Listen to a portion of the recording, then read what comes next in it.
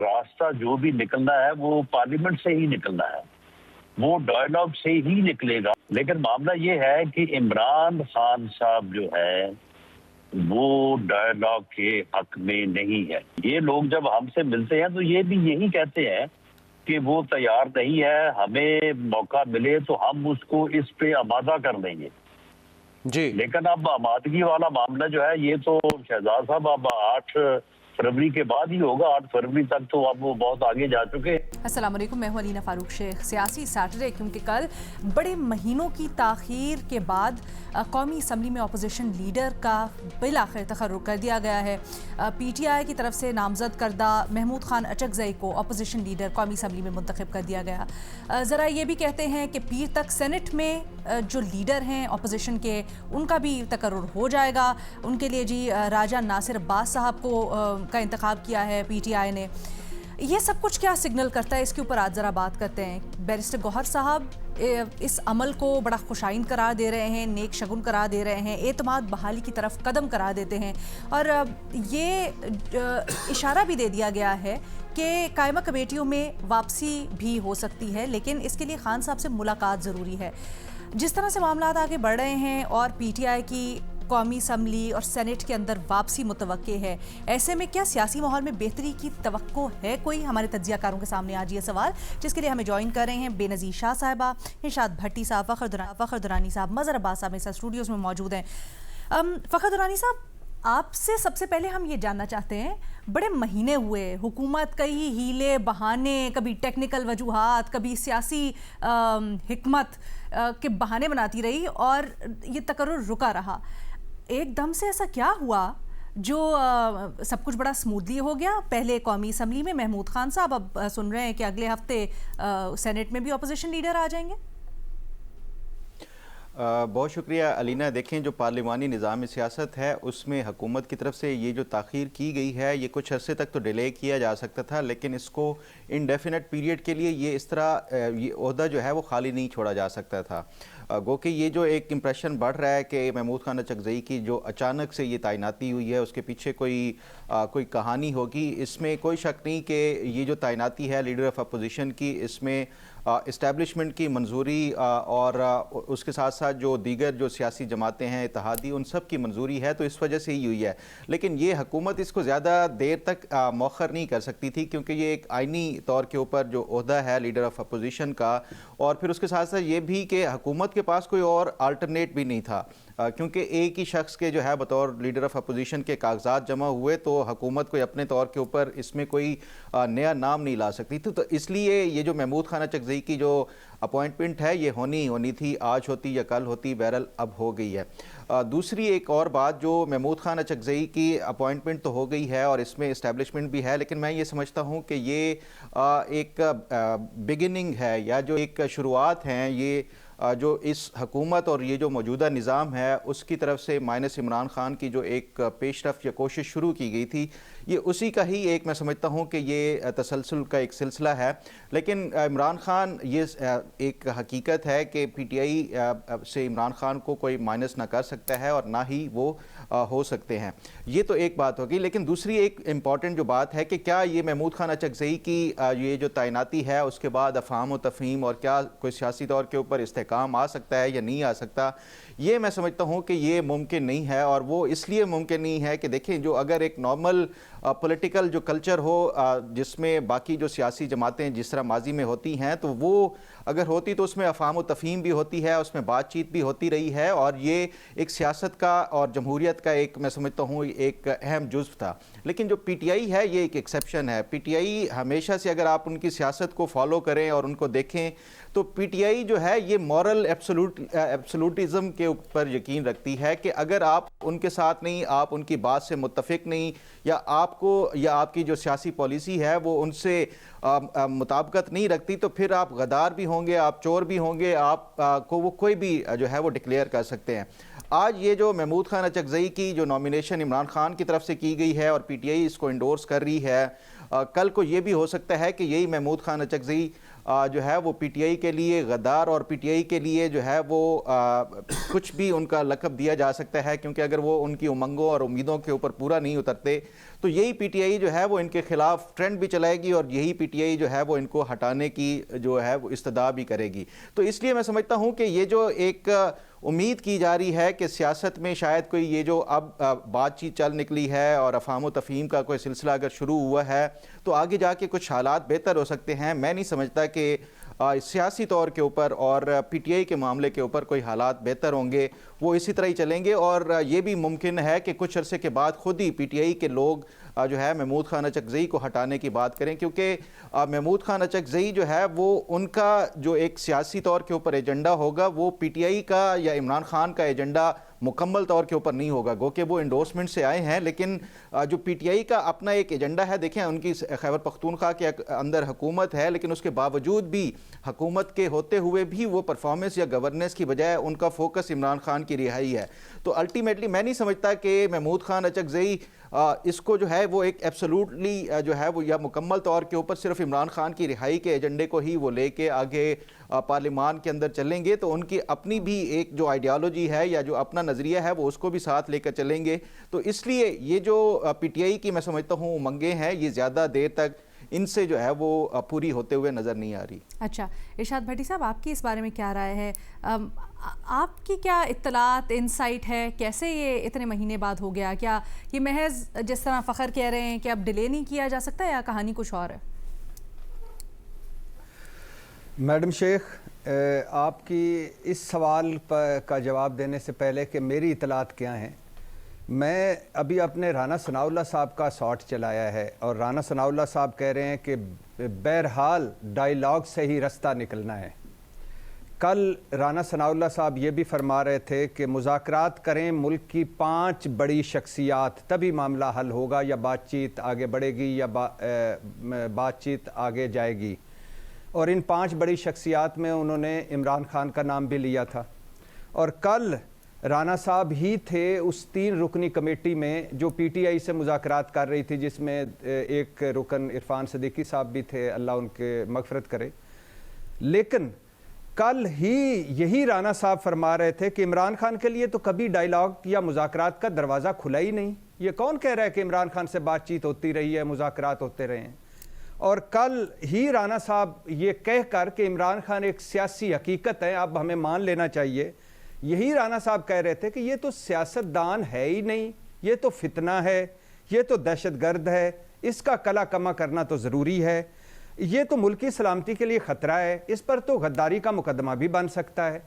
تو مجھے پہلے رانا صاحب اپنے آپ کو کلیئر کریں, میری درخواست ہے ان سے. وہ پولیٹیکل ورکر ہیں, جینوئن ورکر ہیں اور وہ چاہتے بھی ہوں گے ڈائیلاگ کے لیے, لیکن وہ کیا ان کو پچھلے اپنے بیانات وہ نہیں ان کو یاد رہتے کہ وہ کیا کہہ جاتے ہیں اور پھر آگے کیا کہہ رہے ہوتے ہیں, پھر آگے کیا کہہ رہے ہوتے ہیں, یا کیوں کہتے ہیں اس طرح, اپنے ہی آپ کو وہ تردیدیں کر رہے ہوتے ہیں اور اپنے ہی آپ کے خلاف جا رہے ہوتے ہیں.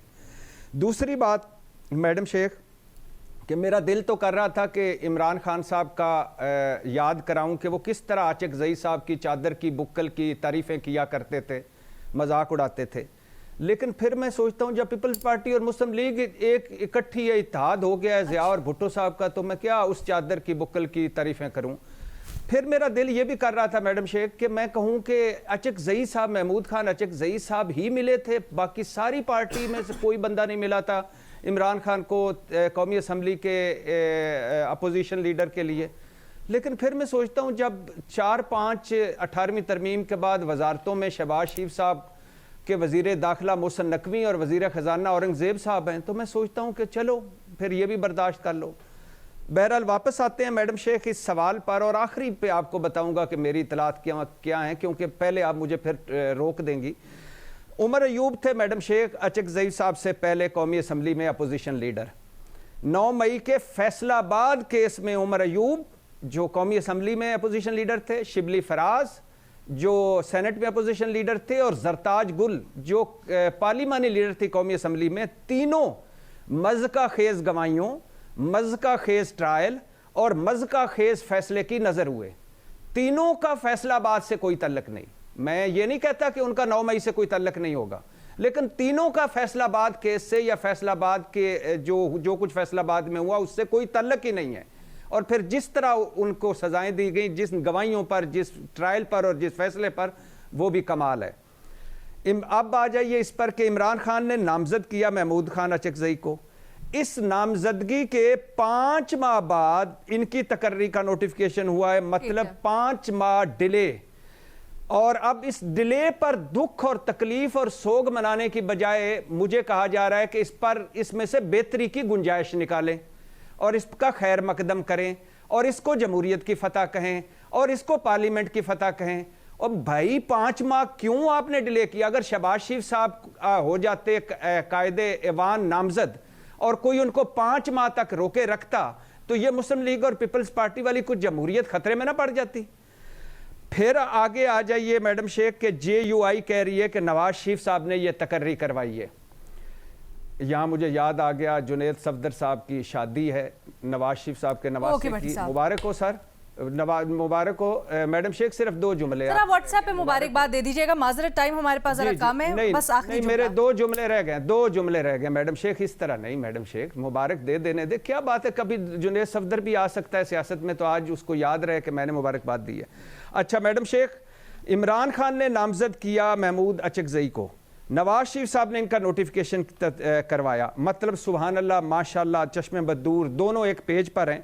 جہاں تک آپ کی اس بات کا تعلق ہے کہ بات چیت کوئی بات چیت کی گنجائش، کوئی مذاکرات کی گنجائش، کوئی بہتری کی گنجائش نہیں میڈم شیخ، نہ بات چیت کی کوئی گنجائش ہے، نہ بہتری کی کوئی گنجائش ہے، کیونکہ عمران خان اپنے موقف سے ہٹ نہیں رہے، اسٹیبلشمنٹ کی 0 ٹالرنس پالیسی قائم ہے، بینیفیشری ہے یہ حکومت اس لڑائی کی، اندر سے وہ بھی نہیں چاہتی، یہ ہونا تھا، اس کو ڈیلے نہیں کیا جا سکتا تھا اس سے زیادہ، اس لیے ہو گیا۔ بینظیر آپ کی اس کے اوپر کیا رائے ہے؟ جمع خاطر یہ بھی کہ 8 فروری کو جو PTI نے احتجاج کی کال دی ہے وہ تو ابھی بھی قائم ہے، لیکن پھر وہ اعتماد بحالی کی طرف اس کو ایک قدم بھی کہتے ہیں جو قومی اسمبلی میں اپوزیشن لیڈر کا تقرر ہے، کیا کچھ امید کی جا سکتی ہے یا نہیں؟ علینا مجھے تو نہیں لگتا کہ کوئی بھی حالات میں بہتری آئی، اس لیے کہ بات جو ہے وہ بہت آگے چلی گئی ہے۔ یہ صرف اور صرف ٹوکنزم ہے میری رائے میں کہ اپوزیشن لیڈر کو جو اپوائنٹ کرنا ہے، یہاں پہ تو ابھی تو حکومت نے اس بات سوال کا بھی جواب نہیں دیا کہ 5 مہینے سے آپ نے یہ معاملہ لٹکایا ہوا کیوں تھا۔ اچھا اشارے بہت آ رہے ہیں حکومت کی طرف سے، طارق فضل چودھری صاحب کی کچھ دن پہلے ایک پریس کانفرنس تھی، وہ بڑی انٹرسٹنگ تھی، اس میں انہوں نے کہا کہ ہم بالکل PTI سے بات چیت کرنے کے لیے تیار ہیں، اور جو نیشنل ڈائیلاگ کمیٹی ہے جس میں عمران اسماعیل اور فواد چودھری صاحب ہیں، یہ کریڈیبل لوگ ہیں، یہ جائیں اور جا کے PTI سے مینڈیٹ لیں اور پھر ہم بات کریں گے، یا اچکزئی صاحب جو ہیں وہ جا کے مینڈیٹ لیں اور پھر ہم بات کریں گے۔ تو بڑی پک اینڈ چوز پالیسی ہے حکومت کی کہ ہم ان سے بات کریں گے، ان سے بات نہیں کریں گے، ہم اس ایشوز پہ بات کریں گے، ان ایشوز پہ بات نہیں کریں گے۔ اصل میں جن سے بات کرنی ہے وہ تو عمران خان صاحب ہیں، صرف اس لیے نہیں کیونکہ وہ عمران خان صاحب ہیں، اس لیے کیونکہ ان کے پاس لوگوں کا مینڈیٹ ہے۔ تو دیں اچکزئی صاحب کو اجازت کہ وہ جائیں، جا کے جیل میں مینڈیٹ لے کے آئیں، پھر ڈیلے کس چیز کا ہے، انتظار کس چیز کا ہے، آپ سیریس ہیں، آپ بات چیت کرنا چاہتے ہیں۔ تو الینا میں بہت کلیئر ہوں اس ایشو پہ کہ یہ صرف اور صرف آپٹکس ہیں، اپوزیشن کے لیے اس وقت کوئی سپیس نہیں ہے اس نظام میں۔ آپ نے ان سے ان کی ریزرو سیٹس چھین لی، ان کو نیوٹرلائز کر دیا آپ نے مکمل طور پہ، ان کی ریزرو سیٹس ان سے چھین لی، آپ نے نظام بدل دیا تاکہ عدالتوں سے ان کو کوئی انصاف نہ ملے۔ اور الینا پچھلی بار بھی جب اپوزیشن لیڈر تھے عمر ایوب صاحب، تو نیشنل اسمبلی میں کبھی آپ نے ان کی تقریریں سنی ہیں؟ اور میں یہاں پہ یہ آن دا ریکارڈ کہنا چاہوں گی کہ وہ بہت اچھی تقریریں کرتے تھے اور بہت اچھے سوال پوچھتے تھے جن کا کبھی جواب نہیں ملتا تھا، لیکن ان تقریروں کو بار بار سینسر کیا جاتا تھا۔ کیوں؟ کیونکہ وہ سوال پوچھ رہے تھے جو سوال حکومت سننا یا ریاست سننا نہیں چاہتی تھی۔ اچکزئی صاحب کی تو پوری کی پوری تقریریں غائب ہو جاتی تھیں نیشنل اسمبلی کی ویب سائٹ سے۔ تو پھر یہ لوگ کہتے ہیں کہ نہیں ہم تو بات کرنے کے لیے تیار ہیں۔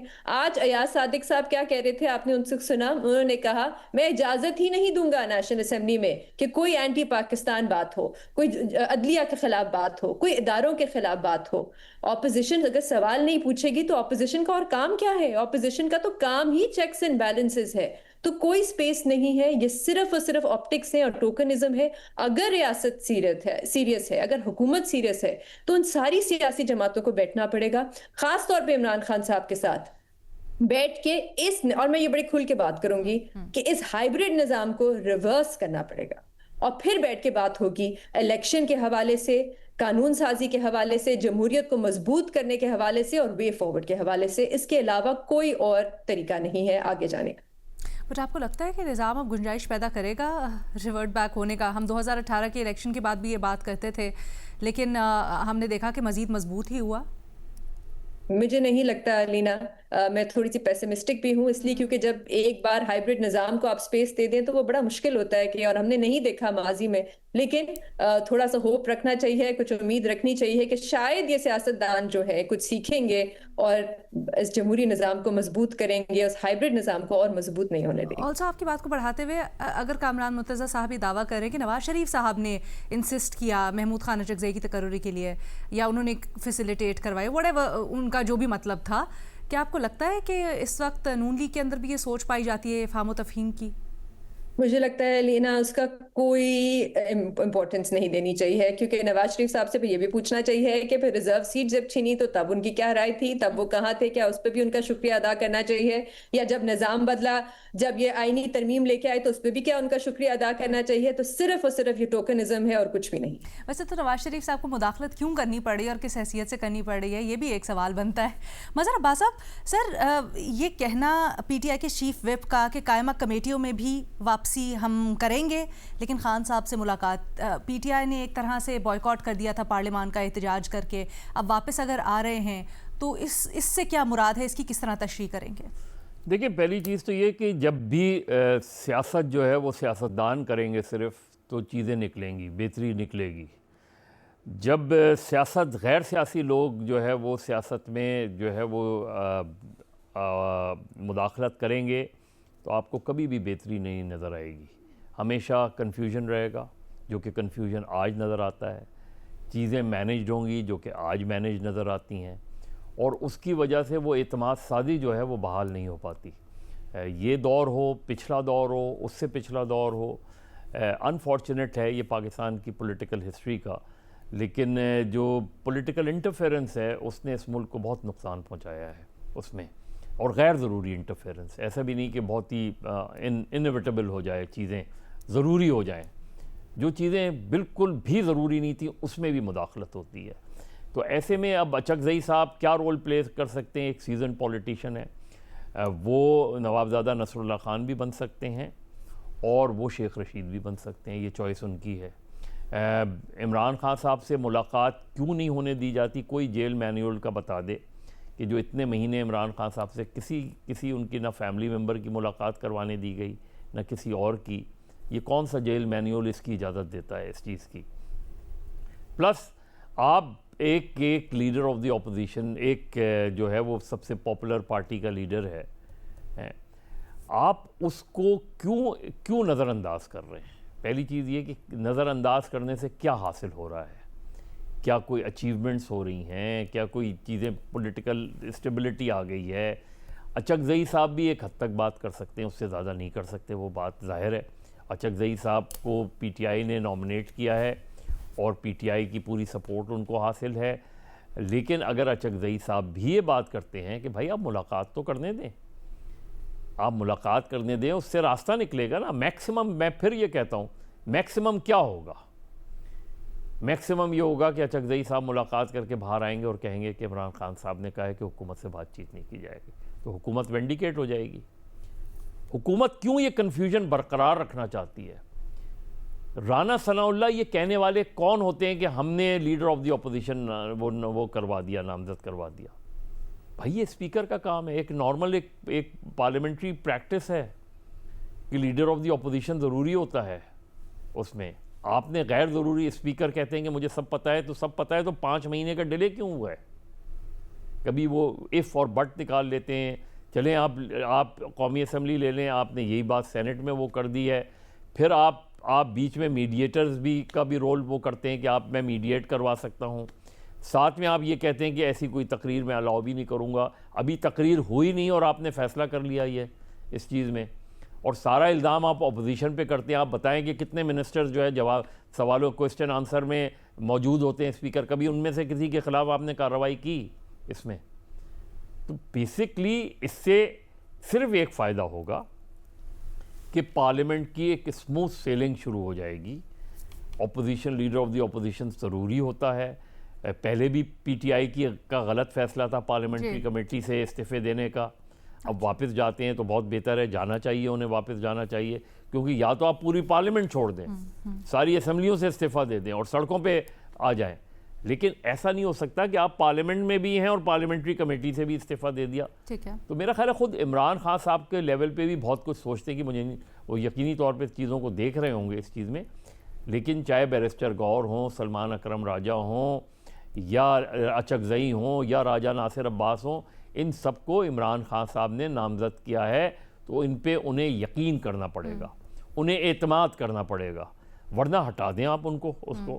تو اب یہ اپوزیشن کا بھی بہت بڑا ٹیسٹ ہوگا کہ اب آ گیا ان کے اپوزیشن لیڈر اب بات چیت شروع کریں, چیئرمین الیکشن کمیشن کی تقرری کی بات چیت کا آغاز کریں اس میں. اور 8 فروری کا احتجاج بالکل ایک مختلف چیز ہے. اچھا, احتجاج اپوزیشن کا حق ہوتا ہے, وائلنس جو ہوتا ہے میں اسی کو سوال بنا کے سارے پینلسٹ کے سامنے رکھوں گی جو بھی جواب دینا چاہے. یہ اندازہ لگایا جا رہا ہے کہ 8 فروری کے احتجاج کی وجہ سے یا اس کو تھوڑا دھیما کرنے کے لیے اپوزیشن لیڈر کا تقرر کیا گیا ہے اس وقت. کیا اس کا کوئی تعلق ہو سکتا ہے آپس میں, یا اس اندازے کے اوپر کیا رائے ہے؟ مرزا پہلے آپ بتا دیں. ایک جیسچر ہے, چاہے وہ ان کا رائٹ ہی ہو, لیکن ایک جیسچر گورنمنٹ نے دیا ہے, تو اپوزیشن نے بھی اس کو ویلکم کیا ہے. ٹھیک ہے, اپوزیشن نے اسے ریجیکٹ نہیں کیا. تو میرا خیال ہے یہ ایک اسٹیپ ہو سکتا ہے اگر حکومت بات چیت شروع کرے اور حکومت خان صاحب سے ملوا دے. دو کیفیات بتائی جا رہی ہیں. ایک تو کہ 8 فروری کے احتجاج میں سے ویسے ہی تھوڑا سا غصہ نکل جائے گا, یا تھوڑی سی اس کی ہائپ کم ہو جائے گی جب آپ کو فیسیلیٹیٹ کیا جا رہا ہے. دوسرا ہو سکتا ہے پی ٹی آئی خود بھی تھوڑی سی دھیمی پڑ جائے. کیا اس اندازے میں کوئی وزن ہے؟ بھٹی صاحب, بے نظیر شاہ صاحبہ, فخر درانی صاحب. علینا, میں دیکھیں یہ جو 8 فروری کا احتجاج ہے اس کے لیے ہمیں تھوڑا سا پچھلے چند مہینوں کی جو پولیٹیکل ایکٹیویٹیز ہیں پی ٹی آئی کی وہ دیکھنی ہوں گی. دیکھیں پی ٹی آئی نے ابھی چند ایک جلسے کیے ہیں. لاہور کا انہوں نے دورہ کیا ہے, خیبر پختونخوا کے چیف منسٹر ہیں, کراچی کا دورہ کیا ہے. خیبر پختونخوا کے اندر جو انہوں نے جلسے کیے ہیں اس میں بھی کوئی مثالی جو ہے وہ کراؤڈ نہیں ہے. یہ ایک حقیقت ہے کہ پی ٹی آئی کی جو ہے وہ سپورٹ ہے, لیکن وہ سوشل میڈیا کی حد تک زیادہ ہے, لیکن جب بات آتی ہے گراؤنڈ کے اوپر تو وہ 9 مئی کے بعد جو حکومت کی طرف سے کاروائیاں کی گئی تھی پی ٹی آئی کے جو رہنما ہے یا ان کے جو ان کے ورکرز کے خلاف, تو اس کے بعد پی ٹی آئی کی جو اسٹریٹ پاور ہے وہ ویسی نہیں ہے. تو یہ اگر کہا جا رہا ہے کہ یہ حکومت کی طرف سے جو اپوزیشن لیڈر کی نامزدگی ہے صرف 8 فروری والے جو ایک احتجاج ہونے اس کو ڈیفیوز کرنے کے لیے ہے, تو یہ میں نہیں سمجھتا کہ اس کے لیے حکومت نے کیا ہے. بے نظیر کچھ ایڈ کرنا چاہ رہی ہے. سوری فخر, چھوٹا رکھیں گے. بے نظیر. علینا, میرے خیال سے یہ بس ایک کوشش ہے حکومت کی کہ یہ 8 فروری کا جو احتجاج کی کال ہے یہ واپس لیں. میری اپنی ایک ریڈنگ ہے, آئی ڈونٹ نو آپ لوگ اگری کریں گے یا نہیں, بٹ میں بڑا انٹرسٹنگ تھا جب سہیل افریدی صاحب کراچی گئے. مجھے اس لیے انٹرسٹنگ لگا کیونکہ جس طرح لوگ ان کو رسپونڈ کر رہے تھے, میرے خیال سے اس وقت پی ٹی آئی میں اس وقت کوئی اور ایسا کوئی لیڈر نہیں ہے جس کو اس طریقے سے لوگ جو ہیں وہ رسپونڈ کریں. تو شاید یہ بھی ایک خوف ہو کہ سہیل افریدی صاحب کی کچھ لوگوں کو نکال سکیں, کوئی اسٹریٹ موومنٹ بن سکے 8 فروری کے بعد. لیکن میں یہ کہوں گی کہ اگر حکومت, یہ ایک کنڈیشن ہے حکومت کی طرف سے, اگر یہ واقعی میں سیریس ہوتے تو یہ بہت پہلے پچھلے 2 سالوں میں بات کرنا چاہتے تو پی ٹی آئی سے کر سکتے. لیکن میرا خیال سے بس یہ ایک طریقہ ہے اس کال کو واپس لینے کا. میرا نہیں خیال ہے کہ کوئی اس میں سیریسنس ہے کہ 8 فروری کی کال واپس لے لیں گے تو ہم بات چیت شروع کر دیں گے. ارشاد بھٹی صاحب, آپ کا کامنٹ سر. 8 فروری بالکل سیپریٹ چیز ہے میڈم شیخ, ٹھیک ہے, اور اس سے نہ کوئی اس تقرری نہ ہوتی تو یہ کوئی اس نے اوپر چلے جانا تھا, اور نہ اس تقرری کے ہونے سے نیچے آنا ہے. اور میں پہلے دن سے کہہ رہا ہوں کہ اگر کوئی یہ سمجھتا ہے کہ سڑکوں پر نکل کر یہ حکومت بدل جائے گی تو یہ بھی غلط ہے, اور اگر کوئی یہ سمجھتا ہے کہ عمران خان اور پی ٹی آئی کو مائنس کر دیا جائے گا تو یہ بھی غلط ہے. یہ ایک 8 فروری 2024 کو تو ہر بندے کو احتجاج کرنا چاہیے, مسلم لیگ اور پیپلز پارٹی کو شامل ہونا چاہیے, کیونکہ وہ بھی کل تک یہی کہتے تھے ہمارا مینڈیٹ چوری کر لیا گیا اور یہ بڑی زیادتی ہوئی ہے. ٹھیک ہے جی. इसी के साथ एक छोटी सी ब्रेक लेते हैं। हमारे एनालिस्ट इस बात पर मुत्तफिक हैं कि उनको अभी इन जेस्चर्स के नतीजे में सियासी माहौल में कोई बेहतरी नज़र नहीं आ रही, बट आगे बहुत से मरहले हैं जिनको देखना या उनके ऊपर नज़र रखना बड़ा ज़रूरी है। तो हम नज़र रखेंगे, उसके ऊपर भी तज्जिया तबसरा करेंगे। बट एक छोटी सी ब्रेक के बाद हम वापस आएंगे आपके सवालों के साथ। Welcome back. फ़खर दुरानी साहब से पहला सवाल करते हैं और बड़ा दिलचस्प ये सवाल है। सेनेट के इजलास में ये गौर किया जा रहा है कि 18 साल से कम उम्र बच्चों के टिकटॉक और दीगर सोशल मीडिया प्लेटफॉर्म्स पर पाबंदी लगाई जाए।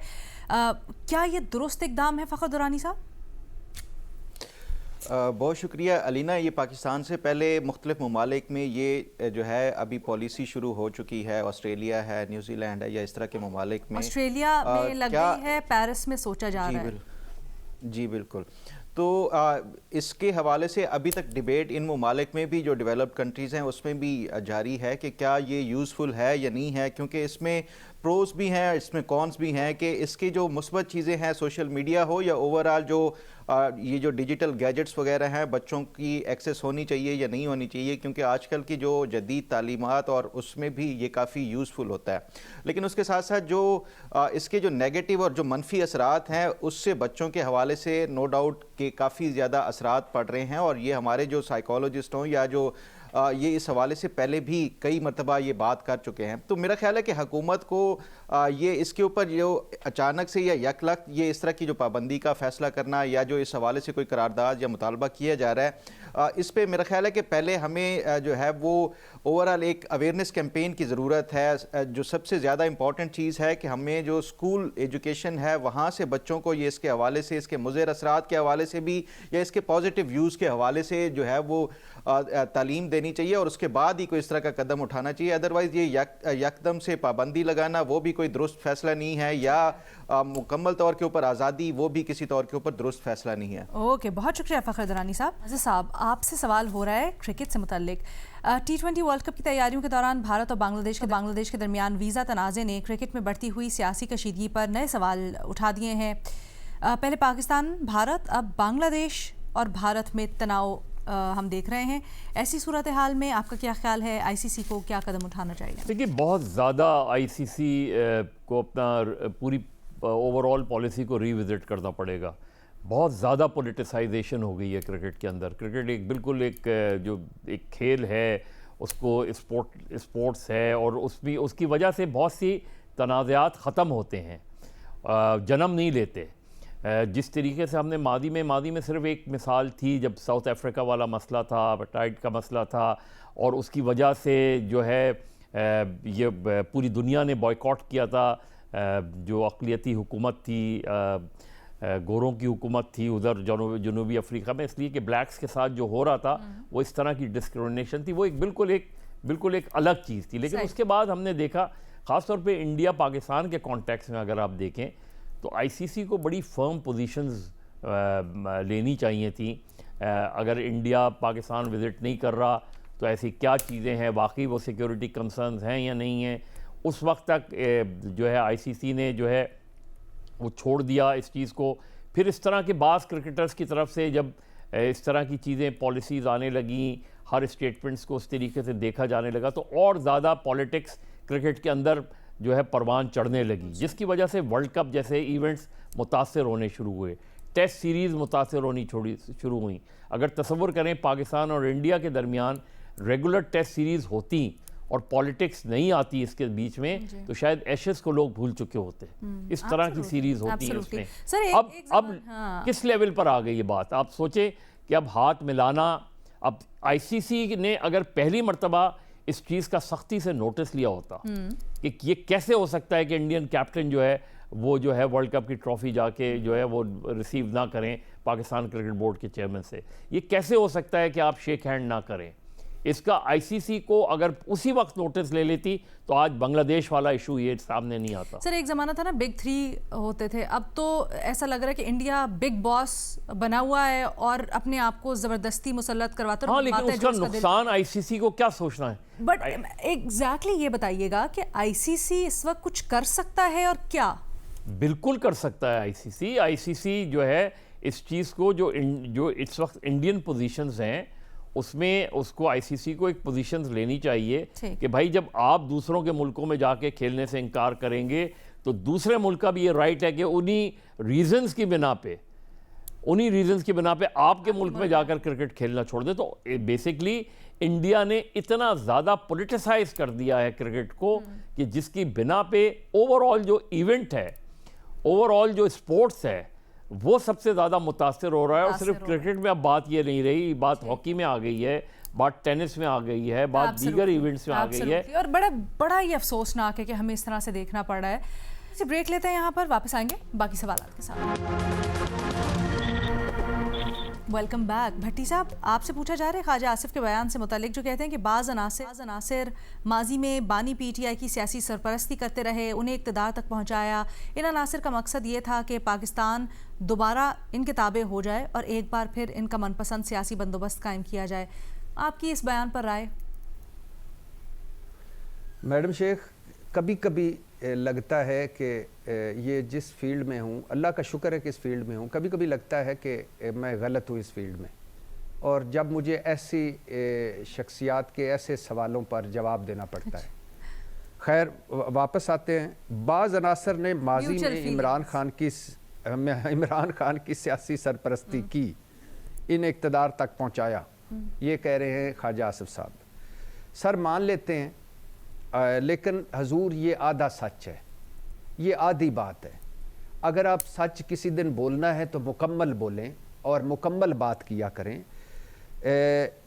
کچھ اور بعض عناصر نے نواز شریف صاحب کو وزیر خزانہ پنجاب بنایا, کچھ اور بعض عناصر نے نواز شریف صاحب کو وزیر اعلیٰ پنجاب بنوایا, کچھ اور بعض عناصر نے بینظیر بھٹو صاحبہ کا مینڈیٹ چوری کر کے نواز شریف صاحب کو وزیر اعظم بنایا, کچھ اور بعض عناصر نے نواز شریف صاحب کو جدہ پہنچایا, کچھ اور بعض عناصر نے نواز شریف صاحب کو لندن پہنچایا, کچھ اور بعض عناصر نے نواز شریف صاحب کو لندن سے واپس بلوایا, رسک فری, گارنٹیاں بھری, فری واپسی. کچھ اور بعض عناصر کی وجہ سے آج خواجہ صاحب وزیر ہیں اور شہباز شریف صاحب وزیر اعظم ہیں. تو حضور یہ تو نہیں ہو سکتا کہ آپ کو لگے تو وہ خارش ہو تو وہ الرجی اور ہمیں کھرک ہو, اور آپ جو ہیں وہ جو کچھ کریں تو وہ ہلکا پھلکا ڈانس اور ساڈا وہ ہو, وہ آپ سمجھ گئے ہوں گے خواجہ صاحب. تو کہنے کا مقصد یہ ہے کہ کڑوا کڑوا تھو تھو, میٹھا میٹھا ہپ ہپ نہیں چلتا. اب عمر کے اس حصے میں آ کر کبھی مکمل سچ بھی بول لیا کریں سر, آدھا سچ, اور وہ بھی جو آپ کے اپنے حق میں وہ نہیں بولنا. مقصد کیا لگ رہا ہے آپ کو؟ مقصد میڈم شیخ کمپنی کی مشہوری, کمپنی کو خوش کرنا. یہ بالکل رینڈملی ایک بیان ہے نا, اب تو اتنا عرصہ بھی ہو گیا ماضی کے ان عناصر کو گئے, تو میں اس لیے پوچھ رہی تھی. میڈم شیخ بہت ہی بھولا کویسچن ہے.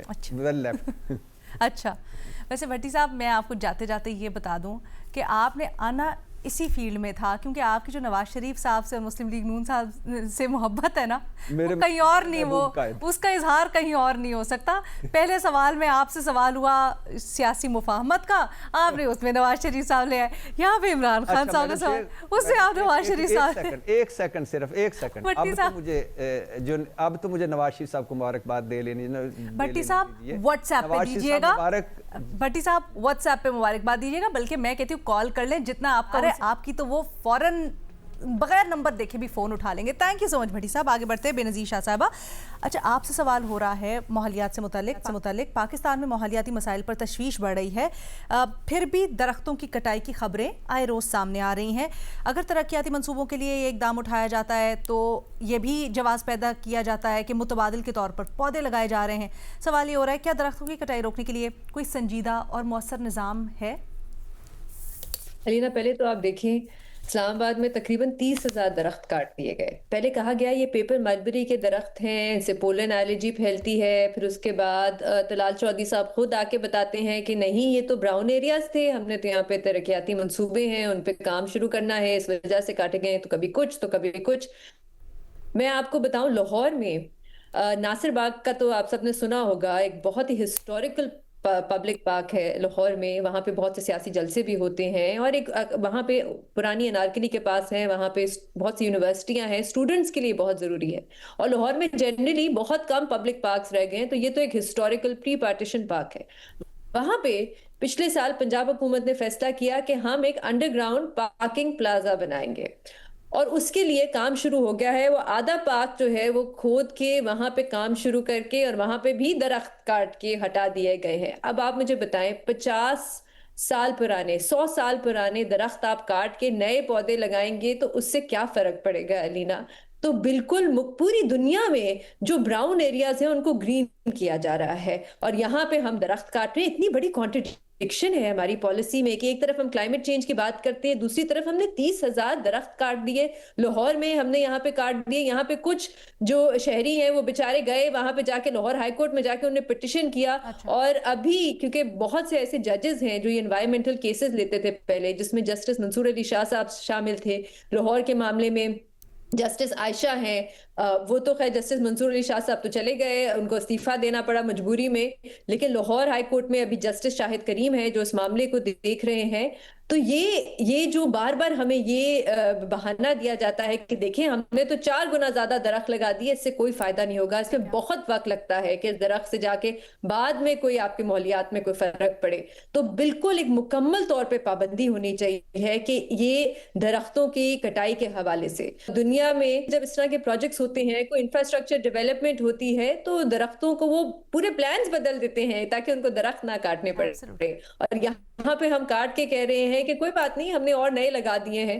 تو بالکل اس پہ مکمل طور پہ پابندی ہونی چاہیے، اور میرے خیال سے عدلیہ کی طرف سے بھی اس پہ بالکل ایک ڈائریکٹیو آنا چاہیے. بہت شکریہ بے نظیر. اسی کے ساتھ ہمارے پروگرام میں ہو گیا ہے، تو اجازت دیں. Have a good weekend اللہ حافظ.